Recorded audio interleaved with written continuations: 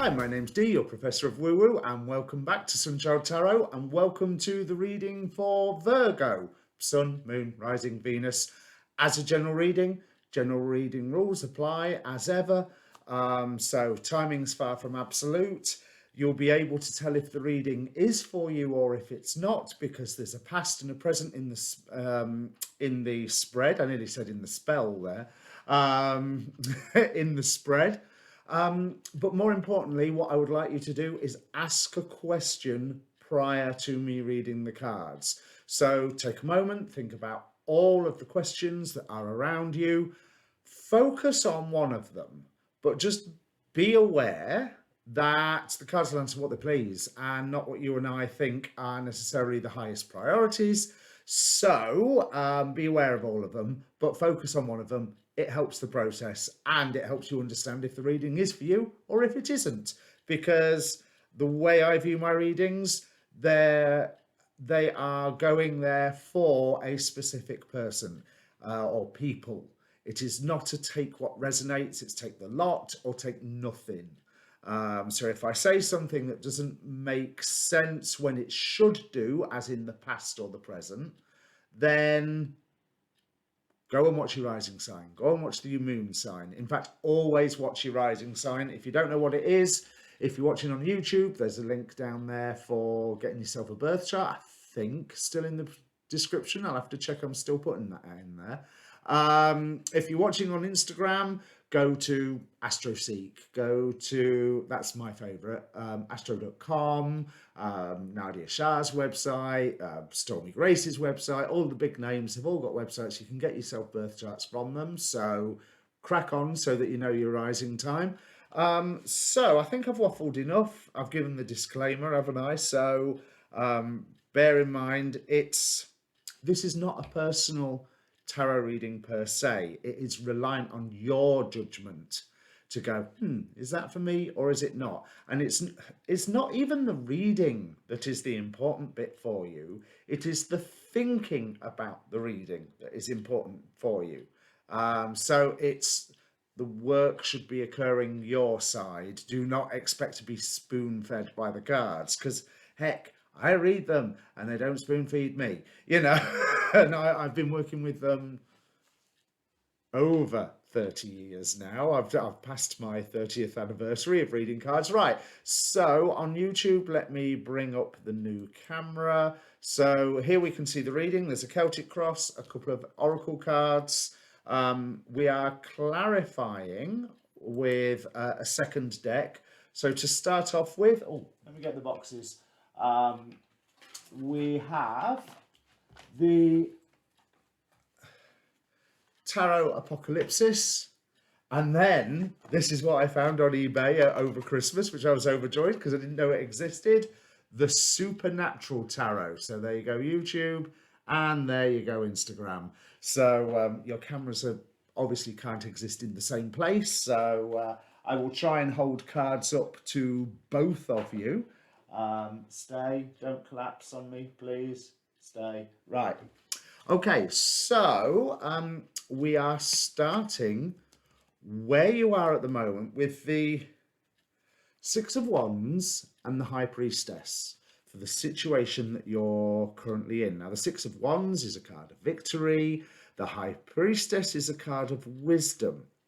But it's Rowena in this deck, and she's sarcastic, you know, if you've ever watched the show. And I really got the distinct impression of, even if you are right, even if you know that you are right beyond a shadow of a doubt and something has occurred to make you be right, and you're there in your mind going, I'm right, I'm right, I'm right, I'm right, I'm right. You know, and to everybody else.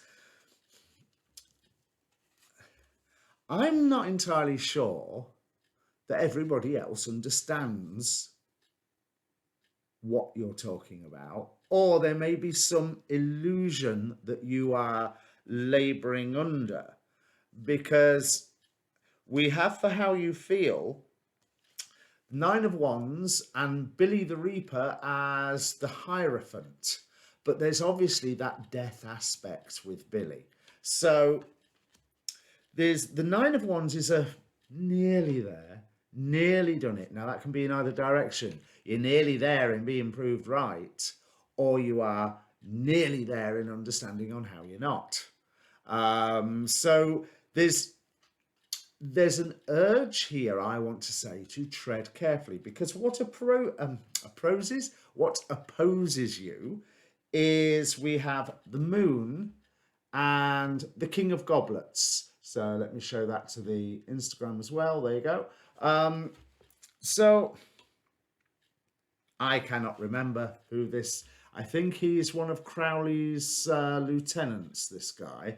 But with the moon, the moon can be known as decay, things in shadow, things illuminated, a bit weird, illusions, deceptions. Not even deceptions, misunderstandings, misperceptions of not quite the difference between a forest in sunlight and a forest in moonlight is quite dramatic. And whether it means that other people are looking at what it is that you are saying, what the point that you're trying to put forward is, they're seeing it in moonlight, or whether you are seeing stuff in moonlight, and which is why you believe you've been proved right. Either way, there is an element of, I would say, slow down just for the minute, because there's a lot of shifting going on here. It's been this whatever journey you're on right now, it's been a slow start. We have the Prince of Pentacles with the Fools in this, the two brothers, Dean and Sam. I love this new tarot deck. But the Prince of Pentacles, which you would also know as the Knight of Pentacles, it's sowing seeds, it's slow. It is moving inexorably. But with this particular Prince of Pentacles is also a little bit obsessed with the image, obsessed with the how things are seen, how things are looking.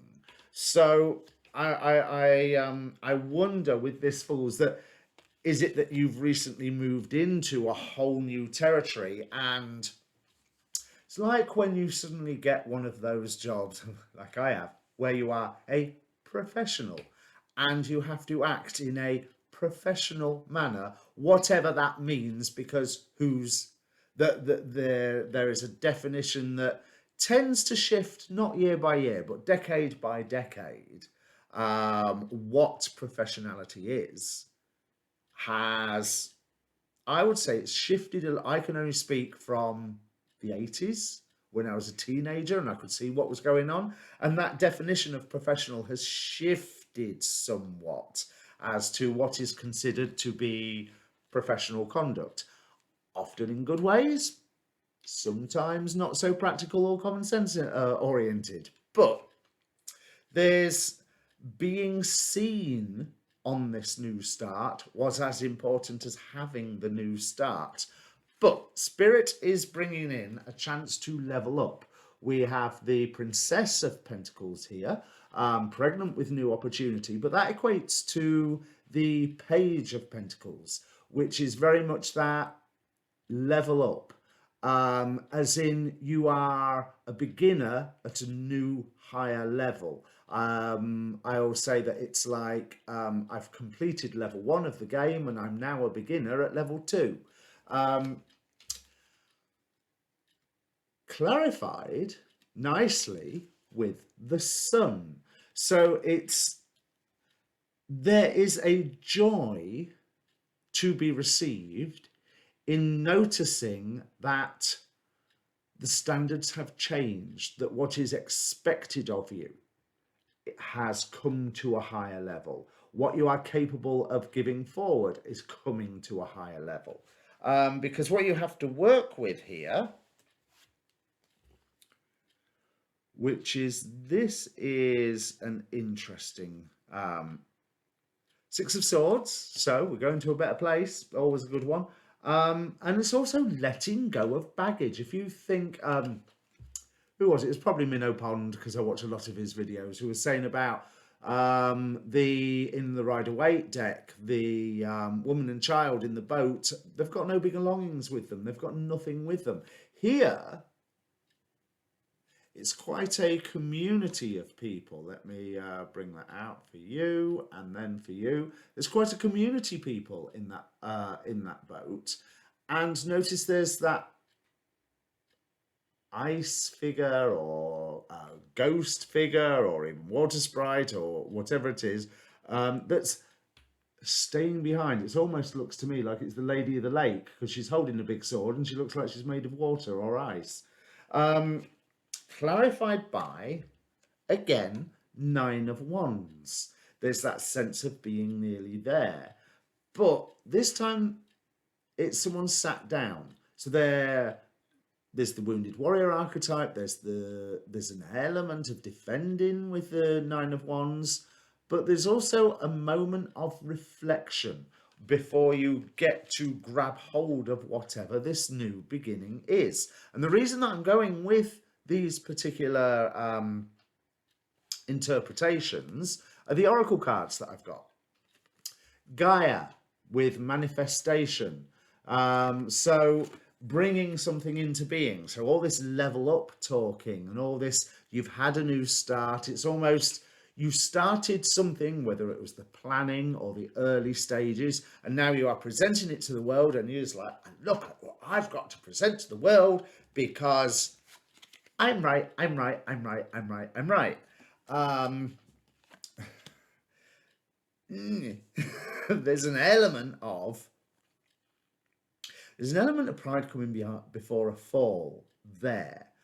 It might not be your fall. It might be someone's fall around you. But why I'm drawn to that is that the very final outcome cards here, we have the Emperor. So someone who is stayed in their ways, someone who, again, has a lot of responsibility and a lot of things to defend and protect and manage. You know, the Emperor is someone who manages kings. So clarified with the Tower. And that's, now what was her name? God's sister, Amara. The Darkness.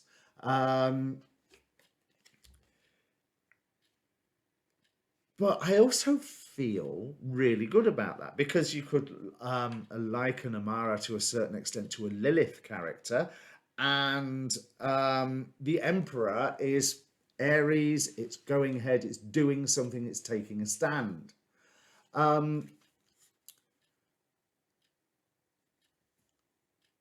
You've got to be chasing after your own personal dream, whatever it is.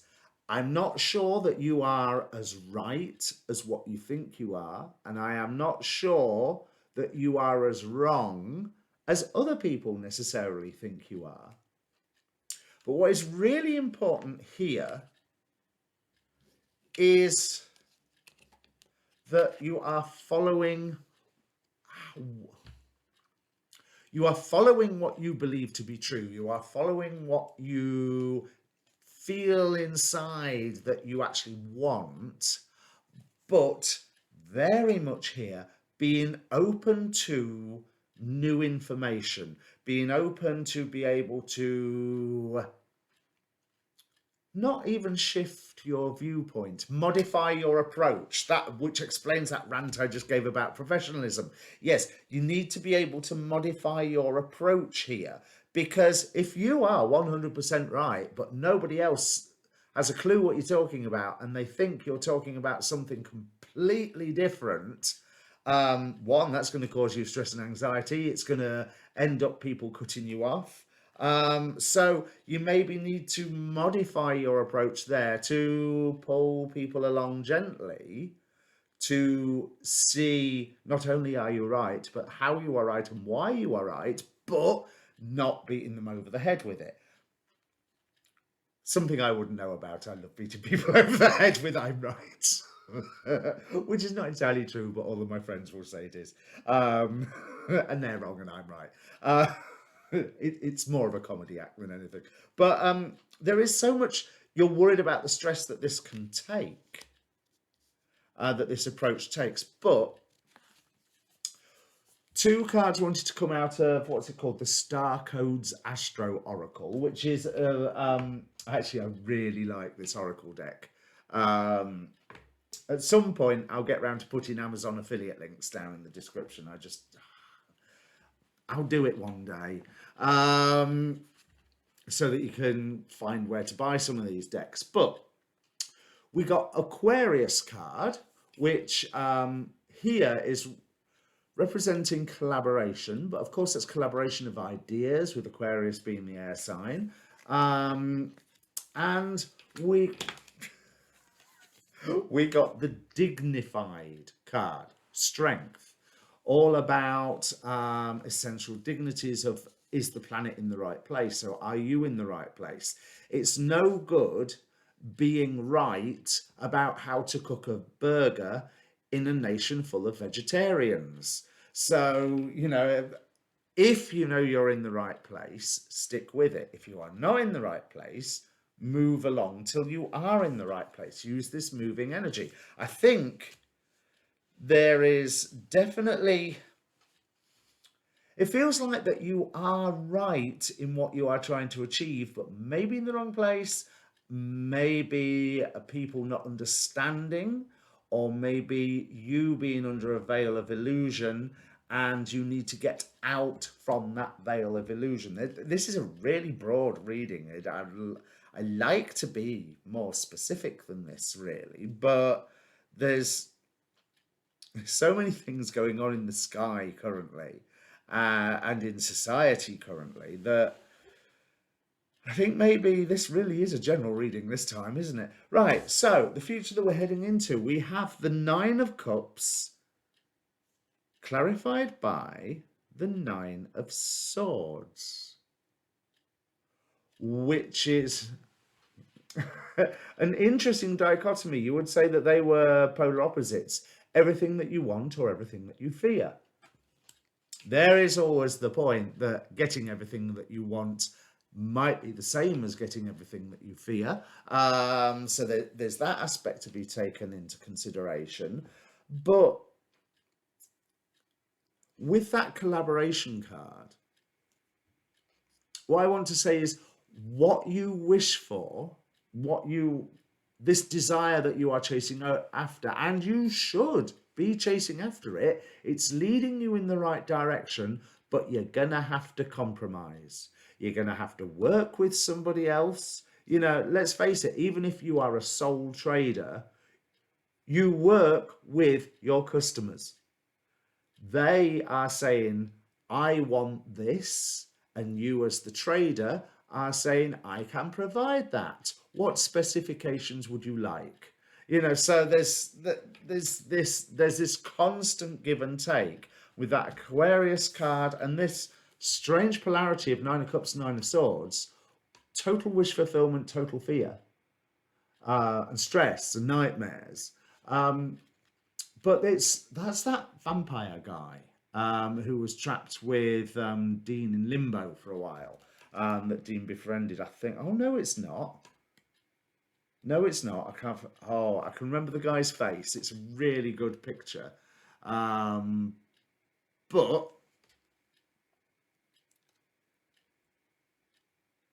there is just this element here of absolutely and totally getting what you wish for is a bad thing. Getting the compromise and going in the direction of what you wish for and being what you wish, what you are wishing for, being the motivational force, good. Achieving it at the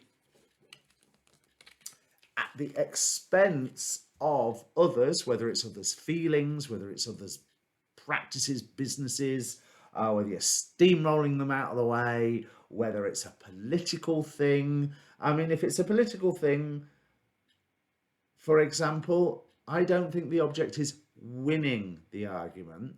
The object should be the same as what diplomacy is about, finding a suitable compromise for everybody. And that there is that hint that compromise energy here is good. But it's going to be, it's almost like if you aim for the sky, you'll do an Icarus and fall flat to the ground.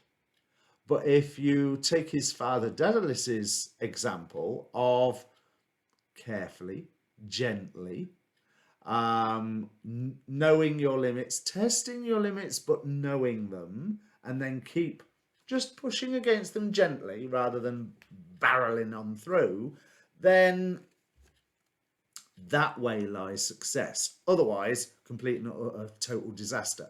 Not to sugarcoat it at all.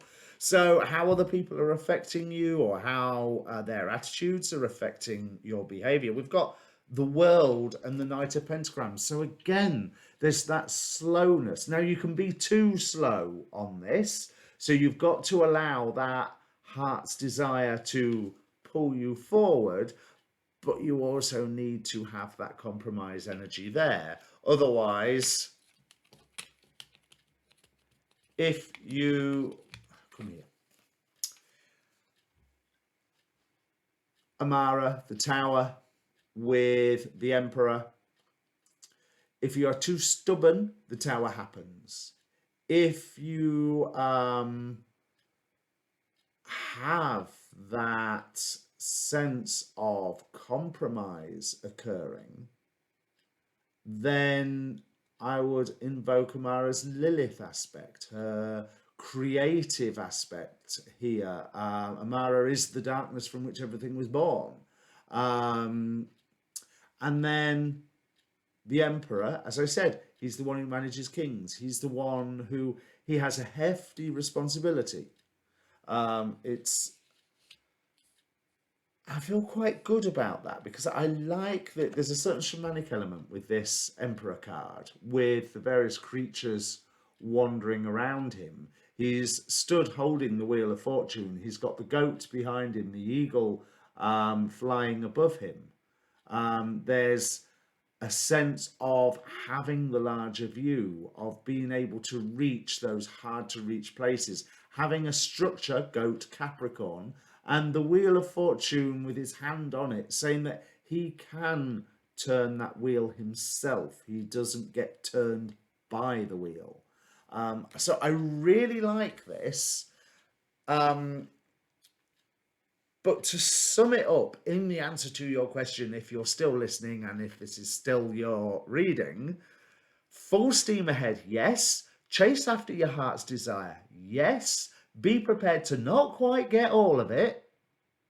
And I also think that's a good thing, because if you do get it, then what are you going to be striving for afterwards? Be prepared to work with someone, be prepared to compromise while still being guided on moving along this path. But it's all in all is quite positive.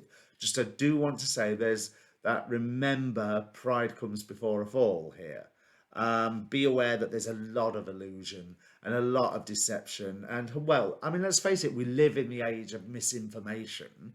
So just be aware that there's not only misinformation, there's misperception. You can say something and mean it in one context, and someone else can hear it in a completely, totally different context, and therefore think that you're saying something completely different to what you actually are saying. So I think any more than that, I'm going to be repeating yourself.